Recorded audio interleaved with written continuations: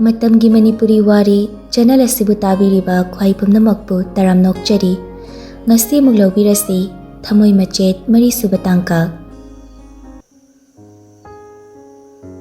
Khangaudana haurakpa nonghauna atiya pumba kupsinkiduna anganba masak udabagum Thamoi gi leirol nungda namsinduna thamkraba saktamduna mitmangda lamlanba kana amaga loinaduna leplabada makhol thokta Thamoi nungda akanba nonglei nungshina humduna chatkibagum taibang malang amada masa pumba tawduna chatphibagumna masa pumba itaw tawbagum taibang manglan ani iyan yan sinaringai jairaktani Khangaudana kinna thilakpada Danabir ngakpasu ngamhaudre masadu maning khanganhali Millanna Namit tangra ha Danabir itap-tapna ayu hogdabani Kudekta thabasidi phajaba khrawali aisu soikre haigina kumlakpani Namit tangra na aduk chawba gari makhamise udedi kaino Asi haira kinna hekta thinjilai Danabir mamaida khajik pankre adudagi khangsaw sawgalaktana Nanauda kinna thili Madu ubada gari manungda yauramba Milangi mamanaba anidusu kumtharaklaga moi mari changlaga Danabirda khut tharai Mi mariga mathantaga panabada kharadi wana thoi adubu maching phattaba maril khaba well trained oirabanina moina kaya lakchabadi ngamde Lekai dugi ahal lamana uraduna khamdoknaba haidana mi kauba chenki Romesh tu imung phawba changdribani mangol kabada ngairibani laungnabagi makolama tabaduda masu gate lomda tholakpani magi marupka mi mariga funaramba ubada masu chance laklaga hekta kawba netpa horakle marup anido pakibada maridu phasana totkre mi kauba chatkiba ahaldu naha kharaga loinana mafamduda thonglabaga ahaladuna Shinaba tare noibo amta khamdokne Naha singduna changsinduna khamdoknaba honei adubu pakna khamdokpa ngamde mamaida namdana chingthokle Danabirga Romesh kadu maridudi hogatpa phau ngamdre naha kharana changsilaga moisu chingkhatpi Romesh na sauna Yam aphau sadana noi mari changlaga amada fudanaga hera Asi hairaga muksu paisingi tawi naha singduna Romesh tu nanthoktanaba phazili ahalamana Hai Romesh Nangbo ngasai uramdeda aibo ibungo amase kanano karigino lekaiste laklaga mi khanaribase aigi marubni hojikta ai thilamnaga thokida ngairibani Danabirna mo Khura ai gari na mogi gari da kitang khetra mali thodorakpadu hodaba aisu hangena gari dagi kumtharakpaga moina khutharapani kaisu haidabida Hai noisu wahang pahang hana tawraga inthi jana hainaba kaidoge karigina khudhana yauri Millanna Aduk chawna khami bagaribu hodi hairaga hekta yabro hatok piuna haurini Romesh na tap oglei Noi gari do kam soke ha mi se chen khibidi nate na hana haina bagedoge nang sumasa khangba ngang nei na wayang ang kanu Hey tumi layu yari ni noibo Asi hairaga naha amada onsilaga Noi ama chalu gari se kam soke yumucho Naha ama chakhiduna yenglure Kaka, kaisu toina sokpani nate, kitang khetpani. Gari su kaisu sokte haire, aduga na khoini hekta hana khut tharisibu landro. Noina chungge haibro. Wahang pahong tawba chatnabani. Hana yu su thakluba mali. Noi manam mahau ichenjeladana. Nangina thawkai lege, aina yu thaklisibu nangwanage pisana thakibro. Naha amana mo. Masi hana halu he, usittaba saradana. Asi hairaga phudagi omsinkre. Ahaldina mukhamda Hey, Milan, nang su kanano khangi. Lekaisda lakpa mida nang ne hekta khut tharamba ngaktani. Wangang sangang na phajadriba, machompak naidaba sardana. Danabir Khura, soglibido ai semjarage. Wase yam narani. Aina uhogdabagi soikibani. Nanauna mo Ngasaina du hairaga lore, loina hanba singdawni. Nahanupa amana Karino da kaisu semdrasu yaba garini aduga hanba sindawni kaina yusu ngauri mali torise club toina pusinwana pharani moise Nanaudu tumina laikre ataidi Danabir Romesh ta fat yenglai matawgi mityeng khangladana hairai Khura sumai torase gari se moina semda yaroi harabanina paisa changboda ekhoi puthokjarage semrurase Millanna Paisa oina piro ekoi semrurage Ibunga, noina kari hariba? Dhanabir. Yai kurai gidi, kaya mukpiyo hai no haibiro. Nanaw na kumla Lising yang kay piro. Ibunga, nanggi du chat na baya bawa oide ko. Lising mangara tarara haibisu nate. Adu yung na changdok sinate gari se. Romes na mo. Kaka, mo se pesa pambagi thoi ni tawba male. Lising yang kay na tro. Hoi ni pirage. Hauzik case oina di yaudre. GP gumba yaurogadi ado oina kaplaglage. Milan. Yaro ida madu case oina pigadamne. Nahasting duna mo. Masi soiroise club ta pusilaga net pa nisha khaibam si yauri moise. Dhanabir. Inaw sing yambasing saugat bigino. Tawgi yauna tawre moise. Hoi, keso ina pizarage. Ado, ngak ngai na batare. Ay call tawzaki yimda. Romes na. Bye, ay yung pawdang fatchangugi. Aduga ay puthuraglage. Asi hairam laga nupa maridugi mayay da hekta samlaga chatki. Kuide Romes fathoglei aduga paisadu nanaw lang sili. Yare ko. Milan nanaw makoy marido kariso hairamde gari da karaga thauduna chatkre nahasing dusu hanakre. Ahaladna. Hey Romes, sogli sing du hidak hana taw ko. Asi hairam laga ahal dusu chatkre Romes na. As kamay tawrino chindu khra tale hidak tawrusi yumda changas law. Yarni da bai, dum chatkrage. Wathi yang tawnu nupano. Asi hairaga gari manakta chatkiduna gari da kakre aduga gari da mamai leiraga yumlom da thauzinkre. Upai leitana Dhanabirsu tapli changlakle. Sumang da gari du khamkre aduga anidu imung da punna changminarakle. Romes ki mama Rani mayai kadura famlaga leirami macha ani changlakpa ubada. Haima, kaidawribe itholiduna Kanaga mo kay daw narure, hidak hapsise. Asi hairaga moyi kada taha changki, Dhanabir na. Ima se pakali tawise. Ima, ay kado ina pubirolo. Lao na muso. Asi hairaga makuto pairaga magi katam na chingletuna pukhatki. Mama su prap changlai aduga. Kaday no, hidak hapkise. Kay daw bada tawrino ni noibo. Romes na kumlai. Ima, lam helena aina futhabni. Karigi nang icha da puriba. Aduk mathong chadri dubo karigi no. Asi hairaga machada khupak na set thai Romes na. Kari no ima, phagi to bune ina. Dhanabir na. Uredana, nangwandagi aini hena imana nungsi haise. Machinban mayatuda hidak hapaduda thupleduna sugatli. Asumna hek anisi tawbaduda Rani su kaisu thoina chingnaba tawkhidre hidak hapadu loiraduna tapna hairei. Chak loiramnabani ni imana chaminaro ko aidina nigi managda chattaba yadre khara thenglakani ko. Asi hairamlaga thokre Romes na. Nipa, kamay tawrino? Nupa ma yauridu ngasai thengnaba nupa do malida kefeda. Dhanabir tumina laikre khumlakte. Romes magi marup ki matau khangladuna makha taraktre wari du fat onthorei. Chak chanaba tawse. Ai charage, chanaba tawrage. Yumdoina chaurage. Asi hairaga hogalaga thokre Romes na lahauri. Ithanta laiba talini nupa.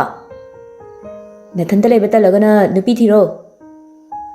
Asi hairam laga hanna yenglamdabi makhada kumkre. Rani su chatkra male leiramdre gate tusu Yahang hanglaga leirami. Dhanabir su gari du thauduna thoglakle aduga lamhang amada laktuna tumina gari du khamlaga manungda famlaga lei. Ngasai rindana magi mamangda tawkhiba mayamdu mamitta urai. Dhanabir mapi tapna tarakle. Mamit tapna ushilaga machinda ningamdana soli. Thana kaunaba honarabasu Chan nangbu hek ubaga ay nangbu kauthokpa ngamde. Nupi na khoise asumna loina tawbra. Oininglubani, oizaninglubani. Nangbo aitagi, thawaigi thawai. Hakchangina mami, punsigina khongloi. Adubu phanghanbire. Mapoksigi oina tambiramla male. Laibakna khudo loina kainaba haiba wahise. Penthokpa haiba wahise leirambana penthokna hingba tara male. Mapoksigi oina penthoklage. Thamoi gi ningai su themjilage lapthok lage na famdagi punsi gi oina kaina banang leirambana nungsi banang gi nagul se asuk wangbo oiramle kaina banang leiramdrabadi nungsi bagi magul si horam loiko fana kuina mangduna gari manungda famlure pocket te yauriba phone du ring lakpada gyan tarae phone du lakthokduna yenglubada lemba haina save tawriba number du oirami Dhanabirna Hello bye Ekoi officer saipu kadom de leibige tholakpagi pawgam ta piraktene ekoi se puningdrabra kaino as bye nang suba ai ngarang athengbada yumda yorokpaduini ngasina kaidoraba ai da thabak ama chathoklaba aduini hayengdo ekoi da pulase chak ama silaga ko haimande hairini hoi hoi atai krase dum paw pikrage phare thamase baidri aisu nupi amta thilugi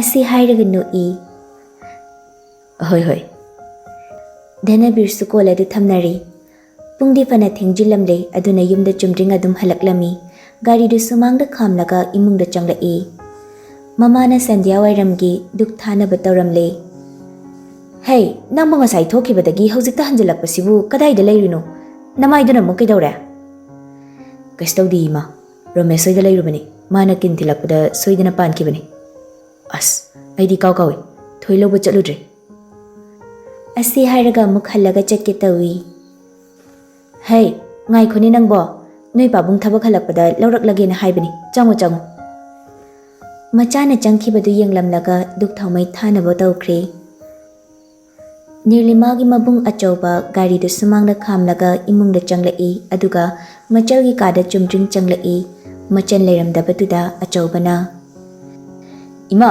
ichandi chaksangda chak thangalamgani kaino haisibo ngasi da hospital dai putharakta ngari aduga chak thongaliba aina thongo haibana tine phamungda hiplaga leibada warena chak thagalamgina hairambani Achauba machan bu kau kau duna kitchen da changlaga yengi machal na gas manakta leplaga mangli du ubada Ichan karino mangli duna mo Nirlimai khang na tamacha chak thonglambani Achauba machal da munna yengi aduga nangbu kaidawrage haibani ngasi ngarang se tumin leirise tamachau da hayo nangi nungai tabado tamacha kaistawdi Wari du thaidore kai thongsigi tamacha achauba machalgi matauda kharadi chingnare adubu kaisu tawdaba saraga yen cha siro ngasi de ngaoina cha si tamacha ima su chabe yanaba hoi hoi tamacha fi sem ta hongluge aduga bazar da thoklurage haima aidi kaw kawi nang tamacha na nangi phone du yadre haire ama leibiyo na hairakpani hayeng oina lerasiko Tamacha sim yadabane phone di kais tawdiye Asti hairaga tilau chanam semba hawi Adugibu ama talaga lore ko Tamacha hanagi number du paiba tale anawba ma oina leibiro Adu oiragana tamacha gi ani subado ama hek pairu aisu film do honglugi ko Asti hairaga thokre mama su changlakle Ichan chak haplabra ima tawrage nang potha zaru ngahak Ima yani ba ai sum tawge Asi hairaga mana semli du makha chathai Haima kari amuk thongdoino tilau semni sina Nga thongse haibaina tamo chauda adugi Ichan nangbu thausi matam kharadi chakiroi sine Ima aigidi yen sup oina chage thau yaudabi tamo chaudam ta haibiyo ai haiba kaure Mabunga chauba machal na hairibadu taraduna Hoi hoi leiraklagi Nangi do loisilamu Somdana ngasai mari du vendor amada fazina famlaga yu thakli Milanna Sumaina dab kar tawraga paisa se yam laina tanba yaramlene Asi hairaga no I nanauna muk noklaga Aduni Ado ngasai aina fuba nupado aikoi saiga hana khangnarami haibagini aina furido Karamba sainu nangibo angang duro As natteda toknare duri anobani masakadi napibo adu yangang du natro nangna haibadi yade na tawbuda mani ai ya pamba pidradi kai gi maga loinani apamba phangwa miga loina bataba ꯑꯁꯤ ꯍꯥꯏꯔꯒ U ꯒ꯭ꯂꯥꯁꯇꯨ ꯊꯥꯡꯒꯠꯂꯒ good ꯊꯛꯆꯤꯜꯂꯤ꯫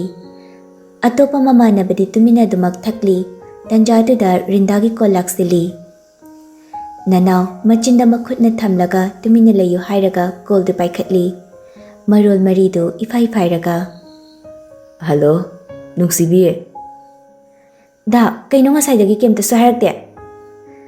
ꯅꯨꯡꯁꯤꯕꯤ ꯑꯩꯗꯨ ꯁꯣꯝꯗ ꯊꯕꯛꯅ ꯌꯥꯗ꯭ꯔꯕ ꯑꯗꯨꯒꯤꯅꯤ꯫ U ꯊꯛꯂꯤꯔꯣ ꯑꯃꯨꯛ ꯗꯥ?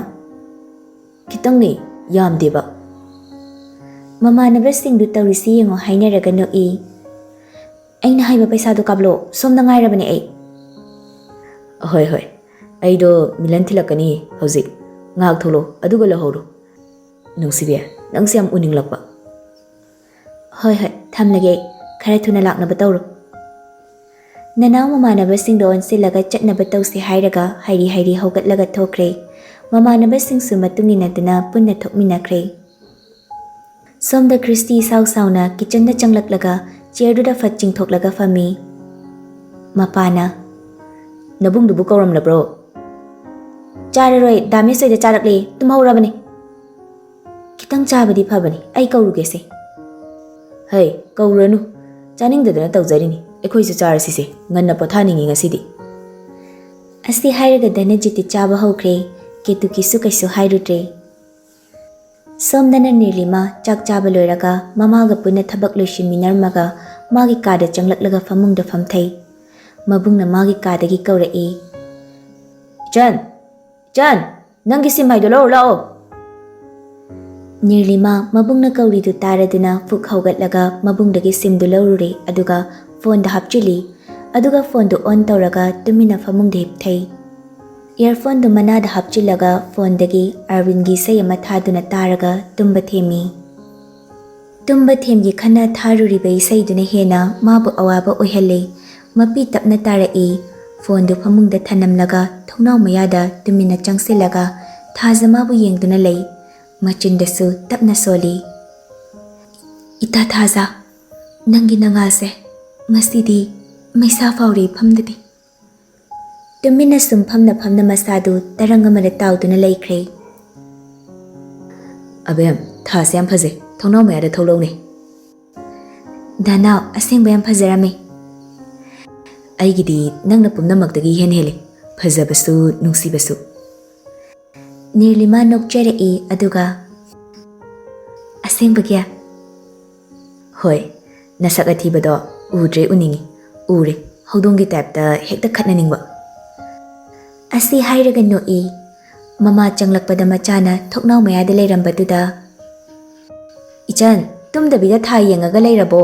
ꯇꯨꯝꯅꯕ ꯇꯧꯔꯣꯅꯦ ꯅꯪꯕꯣ꯫ ꯅꯤꯔꯂꯤꯃꯥ ꯏꯈꯪ ꯈꯪꯅ ꯂꯩꯊꯣꯔꯛꯏ ꯑꯗꯨꯒ ꯇꯨꯃꯤꯟꯅ ꯍꯧꯒꯠꯂꯒ ꯂꯥꯛꯇꯨꯅ ꯐꯃꯨꯡꯗ ꯐꯝꯃꯤ꯫ ꯃꯃꯥ ꯆꯪꯂꯛꯂꯒ ꯍꯥꯡꯂꯤꯕ ꯊꯣꯡꯅꯥꯎꯗꯨ ꯂꯣꯟꯁꯤꯟꯕꯤ ꯑꯗꯨꯒ ꯏꯆꯟ ꯅꯁꯥ ꯅꯨꯡꯉꯥꯏꯇ꯭ꯔꯁꯨ ꯍꯥꯏꯔꯛꯎꯀꯣ, ꯏꯪꯊꯤꯖꯅ ꯄꯣꯊꯥꯔꯣ꯫ ꯑꯁꯤ ꯍꯥꯏꯔꯝꯂꯒ ꯊꯣꯛꯈ꯭ꯔꯦ꯫ ꯅꯤꯔꯂꯤꯃꯥ ꯇꯨꯃꯤꯟꯅ ꯃꯪꯗꯨꯅ ꯐꯝꯂꯝꯕꯗꯒꯤ ꯃꯀꯣꯛꯇꯨ ꯄꯨꯕ ꯉꯝꯂꯛꯇ꯭ꯔꯦ ꯑꯗꯨꯅ ꯃꯥꯅ ꯊꯝꯈꯤꯕ ꯄꯣꯠꯇꯨ ꯀꯣꯏꯊꯤ ꯊꯤꯕ ꯍꯧꯔꯛꯂꯦ꯫ ꯐꯃꯨꯡꯒꯤ ꯃꯣꯝꯄꯥꯛꯇꯨ ꯍꯥꯏꯒꯠꯄꯗ ꯃꯥꯅ ꯊꯤꯔꯤꯕꯗꯨ ꯂꯩꯔꯝꯂꯦ꯫ ꯄꯣꯠꯇꯨ ꯈꯨꯕꯥꯛ ꯃꯌꯥꯏꯗ ꯊꯝꯂꯒ ꯃꯄꯤ ꯏꯔꯥ ꯆꯦꯜꯂꯒ ꯌꯦꯡꯗꯨꯅ ꯂꯩ꯫